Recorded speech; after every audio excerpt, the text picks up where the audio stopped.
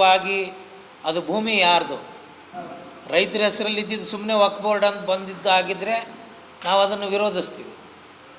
ಮೂಲಭೂತವಾಗಿ ಆ ಭೂಮಿ ಯಾರ್ದು ಎಂಥದ್ದು ಅಂತ ನಮ್ಮ ಗಮನಕ್ಕೆ ಬಂದಾಗ ಮತ್ತು ಲಾಠಿ ಚಾರ್ಜ್ ಆಗ್ತಾ ಇದೆ ಅಂತಂದ್ರೆ ಈ ಪೊಲೀಸರು ಯಾರು ಬೆನ್ನೆಲುಬಾಗಿ ನಿಂತ್ಕೊಂಡಿದ್ದಾರೆ ಅಂತಕ್ಕಂಥದ್ದು ತಿಳಿಬೇಕು. ಚಿಕ್ಕಬಳ್ಳಾಪುರ ರೈತರಾಗಲಿ, ಇಡೀ ರಾಜ್ಯದಲ್ಲಿರ್ತಕ್ಕಂಥ ಯಾವುದೇ ರೈತರಾಗಲಿ ತಮಗೆ ಅನ್ಯಾಯ ಆಗ್ತಾಯಿದ್ರೆ ನಮ್ಮ ಮಠಾಧೀಶರ ಧರ್ಮ ಪರಿಷತ್ತಿಗೆ ತಿಳಿಸಿದ್ರೆ ಇಡೀ ನಮ್ಮ ಮಠಾಧೀಶರ ಧರ್ಮ ಪರಿಷತ್ತು ಅವರ ಬೆನ್ನೆಲುಬಾಗಿ ನಿಂತುಕೊಂಡು ಅವರಿಗೆ ನೈತಿಕವಾಗಿ ನಾವು ಬಲವನ್ನು ಕೊಡ್ತೀವಿ. ಇದು ನಮ್ಮ ಮಠಕ್ಕೆ ಸೀಮಿತವಾಗಿದ್ದಲ್ಲ. ಆದರೆ ನಾವಿಲ್ಲಿ ಸೇರಿರ್ತಕ್ಕಂಥವ್ರು 2 ಜಿಲ್ಲೆ ಸ್ವಾಮೀಜಿಯವರು, ಅಖಂಡ ಜಿಲ್ಲೆ ವಿಜಯನಗರ ಮತ್ತು ಬಳ್ಳಾರಿ. ನಾವು ನಿಮ್ಮನ್ನು ಕರೆದಿರ್ತಕ್ಕಂಥ ಉದ್ದೇಶನೇ ನಮ್ಮ ಜಿಲ್ಲೆಯಲ್ಲಿ ಕೂಡ ಅನೇಕ ರೈತರು ಹೀಗಾಗಿದೆ ಅಂತಕ್ಕಂಥದ್ದು ಸಾಮಾಜಿಕ ಜಾಲತಾಣಗಳಲ್ಲಿ ಕಂಡು ನಮಗೆ ನೋವಾಗಿದೆ. ಬರೀ ಬಳ್ಳಾರಿ ಜಿಲ್ಲೆಯಲ್ಲಿ ಅಷ್ಟೇ ಅಲ್ಲ, ರಾಜ್ಯದಲ್ಲಿ ಎಲ್ಲಿ ಕೂಡ ಈ ಘಟನೆಗಳು ನಡೀಬಾರ್ದು. ಸರ್ಕಾರ ನಮ್ಮ ಕರ್ನಾಟಕ ಶಾಂತಿ ತೋಟ ಅಂತೇಳಿ ದೊಡ್ಡ ದೊಡ್ಡ ಕವಿಗಳು ಎಲ್ಲರೂ ಹೇಳಿದ್ದಾರೆ. ಇಂಥ ಶಾಂತಿ ತೋಟವನ್ನು ಸರ್ಕಾರ ಅಶಾಂತಿ ತೋಟವನ್ನು ಆಗಲಿಕ್ಕೆ ಇಂಥ ಕಾಯ್ದೆಗಳನ್ನು ತರಬಾರ್ದು.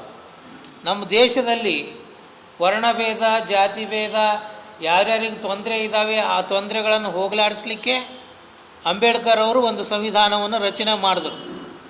ಇವತ್ತು ಆ ಸಂವಿಧಾನಕ್ಕೆ ಬೆಲೆ ಕೊಡಲಾರ್ದಂಗೆ ನೀವು ಯಾವುದೋ ಕೆಲಸಕ್ಕೆ ಬರಲಾರ್ದನ್ನು ನೀವು ಹೇಳ್ತೀರಿ ಅಂತಂದರೆ ಅದು ನಮ್ಮ ದೇಶಕ್ಕೆ ಅಗೌರವ. ನಮ್ಮ ಬಾಬಾ ಸಾಹೇಬ್ ಅಂಬೇಡ್ಕರ್ ಅವ್ರಿಗೆ ಮಾಡ್ತಕ್ಕಂಥದ್ದು ಅಗೌರವ.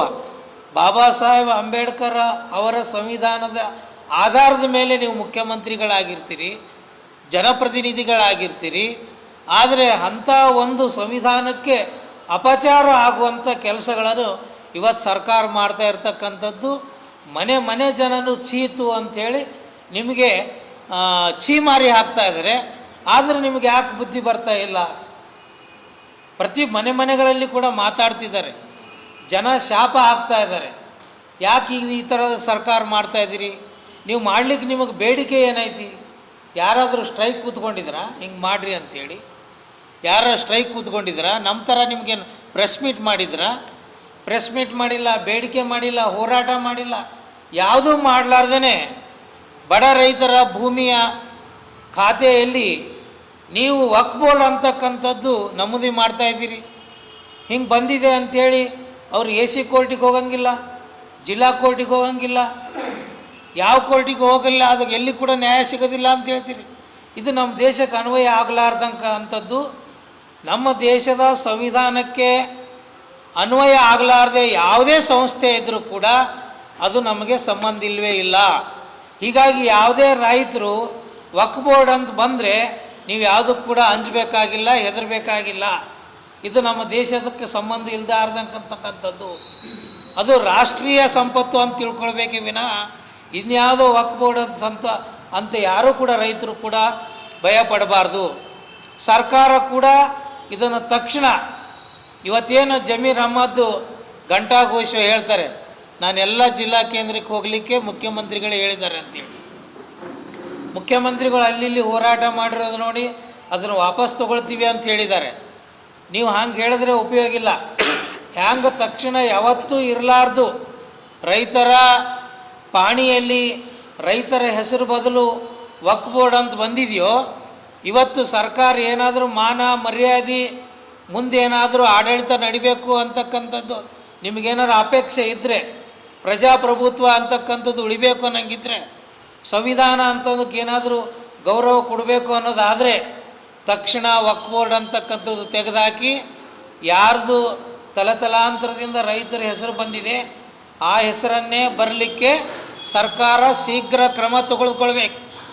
ನೀವು ತೆಗೆದುಕೊಳ್ಳದೆ ಹೋದರೆ ನಾವೆಲ್ಲ ಮಠಾಧೀಶರು ಹಳ್ಳಿಗೆ ಹೋಗಿ ಜಾಗೃತಿಗೊಳಿಸಿ ರೈತರಿಂದ ಜನಸಾಮಾನ್ಯರಿಂದ ಛೀಮಾರಿ ಹಾಕ್ಸ್ಕೊಳ್ಳೋಂಥ ಕೆಲಸ ಸರ್ಕಾರ ನಿಮ್ಮದು ಮಾಡ್ತಾಯಿತ್ತು.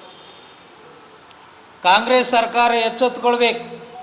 ನೀವು ಗ್ಯಾರಂಟಿಯಿಂದ ಬಂದು 2,000 ಕೊಟ್ಟು ಇವತ್ತು ಭೂಮಿನೇ ಕಬಳಿಸೋಕ್ಕಂಥ ಕೆಲಸ ಮಾಡ್ತಾಯಿದ್ದೀರಿ. ಯಾವ ಹಿತಕ್ಕಾಗಿ ಮಾಡ್ತಾಯಿದ್ದೀರಿ ಅಂತಕ್ಕಂಥದ್ದು ಗೊತ್ತಿಲ್ಲ. ಸರ್ಕಾರ ಯಾರ ಹಿತಕ್ಕಾಗಿ ಮಾಡ್ತಾಯಿದ್ದೀರಿ? ದೇಶದ ಹಿತದ ದೃಷ್ಟಿಯಿಂದ ಮಾಡ್ತಾ ಇದ್ದೀರೋ, ರೈತರ ಹಿತದೃಷ್ಟಿಯಿಂದ ಮಾಡ್ತಾ ಇದ್ದೀರೋ, ಸಂವಿಧಾನದ ಹಿತದೃಷ್ಟಿಯಿಂದ ಮಾಡ್ತಾ ಇದ್ದೀರೋ, ಯಾವ ಹಿತದೃಷ್ಟಿಯಿಂದ ಮಾಡ್ತಾ ಇದ್ದೀರಿ? ಅದಕ್ಕೆ ಮುಂದಿನ ದಿನಮಾನಗಳಲ್ಲಿ ನಿಮ್ಮ ಸರ್ಕಾರನೇ ಬರಬೇಕು ಅಂತಂದರೆ ಇಂಥ ನಿರ್ಧಾರಗಳಿಂದ ದೂರ ಸರಿಬೇಕು ಶೀಘ್ರವಾಗಿ. ಇಲ್ಲ ಅಂದರೆ ನಿಮಗೆ ಎಚ್ಚರಿಕೆ ಗಂಟೆ. ಇವತ್ತು ಕಾವಿ ಏನಾದರೂ ಒಂದು ಪ್ರೆಸ್ ಮೀಟ್ ಕರೀತಾ ಇದೆ ಅಂತಂದರೆ ಅಲ್ಲಿ ದೇಶದ ಹಿತದೃಷ್ಟಿ, ಸಂವಿಧಾನದ ಹಿತದೃಷ್ಟಿ, ಜನಸಾಮಾನ್ಯರ ಹಿತದೃಷ್ಟಿ ಇಟ್ಕೊಂಡು ಕರಿತೀವಿ. ನಮಗೆ ಹಿಂದೂ, ಮುಸ್ಲಿಂ, ಕ್ರೈಸ್ತ ಭೇದ ಭಾವ ಇಲ್ಲ. ಸಂವಿಧಾನ ಇಂಪಾರ್ಟೆಂಟ್. ನಮ್ಮ ಭಗವದ್ಗೀತೆ ಮನೆಯಲ್ಲಿರ್ಬೋದು, ನಿಮ್ಮ ಕುರಾನ್ ಮನೆಯಲ್ಲಿರ್ಬೋದು, ಬೈಬಲ್ ಚರ್ಚ್ನಲ್ಲಿರ್ಬೋದು. ದೇಶದ ಹೊರಗಡೆ ಬಂದಾಗ ನಮಗೆಲ್ಲರಿಗೂ ಕೂಡ ಸಂವಿಧಾನವೇ ನಿಜವಾದ ಧರ್ಮ ಗ್ರಂಥ. ಇವತ್ತು ಆ ಸಂವಿಧಾನ ಒಂದು ಶ್ರೇಷ್ಠ ಗ್ರಂಥಕ್ಕೆ ಅಪಚಾರ ಆಗ್ತಕ್ಕಂಥ ಕೆಲಸ ಕಾಂಗ್ರೆಸ್ ಸರ್ಕಾರ ಮಾಡ್ತಾ ಇದೆ. ಇವತ್ತು ಮಾನ್ಯ ಮುಖ್ಯಮಂತ್ರಿಗಳೇ, ನೀವು ಬಸವಣ್ಣನ ಆದರ್ಶ ತತ್ವಗಳನ್ನೆಲ್ಲ ಹೇಳ್ತೀರಿ, ಒಂದು ರೀತಿ ಅಭಿಮಾನ ಪಡ್ತೀವಿ.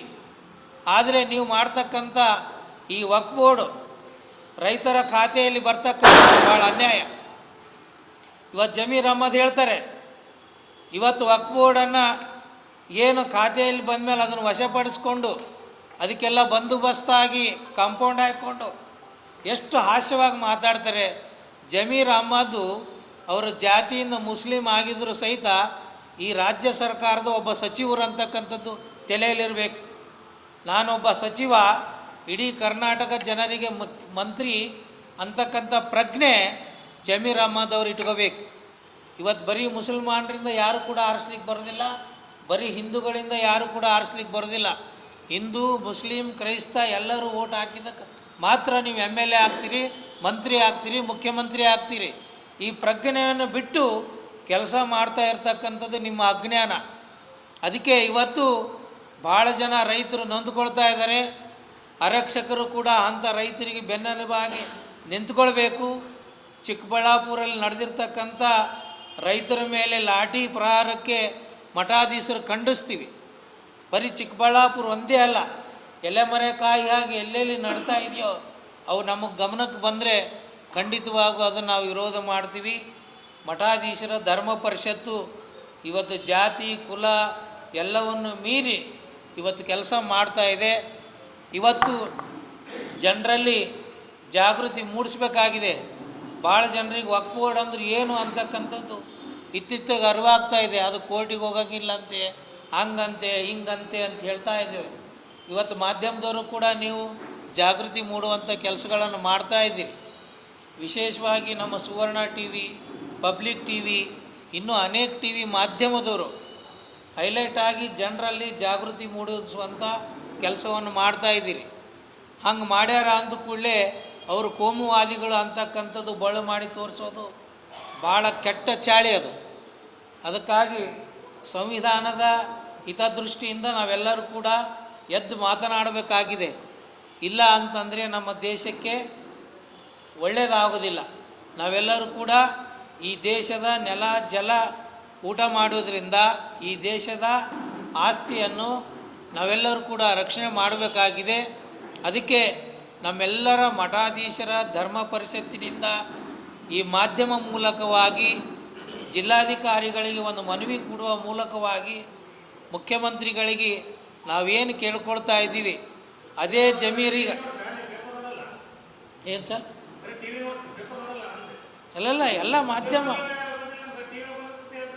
ಅಲ್ಲಲ್ಲ ಎಲ್ಲ ಮಾಧ್ಯಮ ಎಲ್ಲ ಮುದ್ರಣ ಅಲ್ಲಲ್ಲ ಮುದ್ರಣ ಮತ್ತು ಎಲೆಕ್ಟ್ರಾನಿಕ್ ಮೀಡಿಯಾ, ಮುದ್ರಣ ಮತ್ತು ಎಲೆಕ್ಟ್ರಾನಿಕ್ ಮೀಡಿಯಾ ಎಲ್ಲವೂ ನೋಡ್ತೀವಿ. ಎಲ್ಲವೂ ಕೂಡ ಎಲ್ಲವೂ ಅಲ್ಲೆಲ್ಲ ಸಿಟ್ಟಾಗ್ತಾರೆ. ಎಲ್ಲರೂ ಮಾಡ್ತಾರೆ.